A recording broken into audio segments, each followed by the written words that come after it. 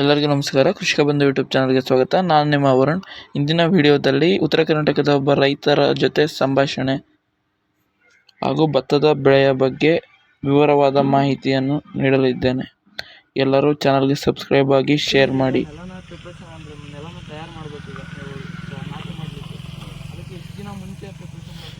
ಅದು ಏನಂದ್ರೆ ಈಗ ಭತ್ತ ಕೊಯ್ತೇವಲ್ಲ, 2 ಮಕ್ಕ ಕಂಟಿಮೀಟರ್ ಹೊಡಿತೀವಿ. ಕಂಟಿಮೀಟರ್ 2 ಮಕ್ಕ ಹೊಡೆದು ಕೈ ಬಿಡ್ತೇವೆ. ನಮ್ಮ ಅವಿ ಆಗಿ ಯಾವಾಗ ಇಷ್ಟಾದವು ನೀರು ಕಟ್ಕೊಂಡು ಮತ್ತೆ 2 ಮಕ್ಕ ಕಂಟಿಮೀಟರ್ ಹೊಡಿತೇವೆ. ಆಮೇಲೆ ಅಲ್ಗೋರು ಅಂತ ಬರ್ತೈತಿ, ಅದನ್ನು 2 ಸಲ ಹೊಡ್ಕೊಂಡ್ವಿ ಅಂದ್ರೆ ಹಂಗೆ ನಾವು ಮುಂದೆ ಹೊಡೆದಂಗೆ ಹಿಂದೆ ಹಚ್ಕೊಂತ ಬರ್ತೇವೆ. ಅದೇನು ದಿವಸ ಮಾಡಿಬಿಡಂಗಲ್ಲ.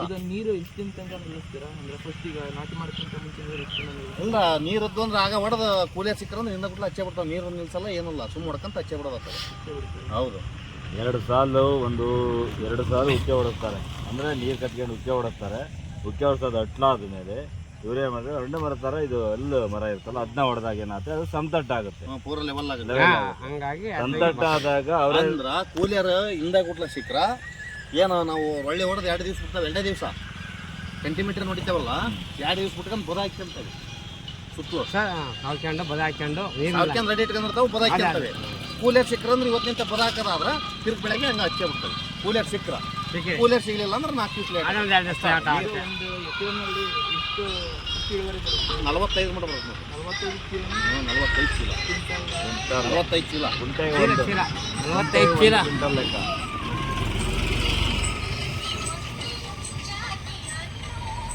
ಈಗ ನೋಡ್ರಿ, ಬಂಡವಾಳ ಹಾಕೋದ ಮೇಲೆ ಬೆಳೆಯೋದು ಕಮ್ಮಿ ಪ್ರಮಾಣದಾಗ ಗೊಬ್ಬರ ಹಾಕಿದ್ರೆ ಕಮ್ಮಿ ಆಗುತ್ತೆ. 30 ಚೀಲ, 35 ಚೀಲ. ಅದು ಈಗ ಮಳೆ ಹೊಡೆದು ಮೊನ್ನೆ ಹಾನಿ ಸ್ವಲ್ಪ ಆದರೂ ಉದುರೈತಿ. ಈಗ ಹೌದಾ, ಭತ್ತ ಉದುರೈತಿ. ಈಗ ನಮ್ದು ಕಮ್ಮಿ ಉದುರೈತಿ, ಹತ್ತಿರ್ತಾವೆ.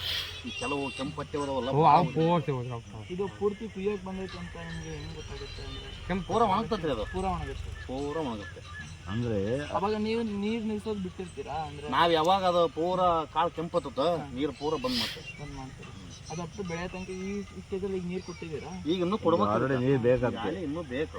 ಅದಿನ್ನೂ ಹಾಲಾಗಿದೆ. ಇನ್ನೂ ಒಂದು 2 ಟೈಮ್ 3 ಟೈಮ್ ನೀರು ಕೊಡ್ತೇವೆ. ನಿಮ್ಮದು ನದಿಯಿಂದ ನೀರು ಬರುತ್ತೆ? ನದಿಯಿಂದ ಇಲ್ಲೇ ನದಿಯಿಂದ ನೀರು ಬರ್ತೈತಿ. ಅಕಸ್ಮಾತ್ ಈಗ ನದಿನಲ್ಲಿ ನೀರು ಅಕಸ್ಮಾತ್ ಕಡಿಮೆ ಆಗ್ತಂದ್ರೆ ನಿಮ್ಗೆ ಬೋರ್ವೆಲ್ ಅದೆಯಾ? ಬೋರ್ವೆಲ್ ಇಲ್ಲ, ಇಲ್ಲಿ ಹಳ್ಳದಾಗ ಇದ್ದಲ್ಲ ನಮ್ಮದು. ಈ ಸಲ ಹೊಳೆ 2 ಸಲ ಬಂದ್ ಆಗಿಬಿಡ್ತು. ನಾವೇನು ಮಾಡಿದೀವಿ, ಹಚ್ಚಿದ್ದಲ್ಲ. ಮುಂದೆ ನದಿಯಾಗ ದೊಡ್ಡ ದೊಡ್ಡ ಮಡುಗಳು ಅದಾವಲ್ಲ, ಮೊನ್ನೆ 1.5 ಲಕ್ಷ ಖರ್ಚು ಮಾಡ್ಕೊಂಡು ಆ ತೋಟದಿಂದ ಮುಂದೆ ಹೋಗಿ ಮಡುಕು ಹಚ್ಕೊಂಡಾಗಿ. ಅದು ಈಗ 2 ಸಲ 1 ತಿಂಗಳು ನೀರು ಇರೋದು ನಮ್ಮ ಗುಂಡ್ಯಾಗದ್ದು ನೀರು. ಹೌದಾ? ಇಲ್ಲಿ ಬೋರ್ವೆಲ್ಗಳೆಲ್ಲ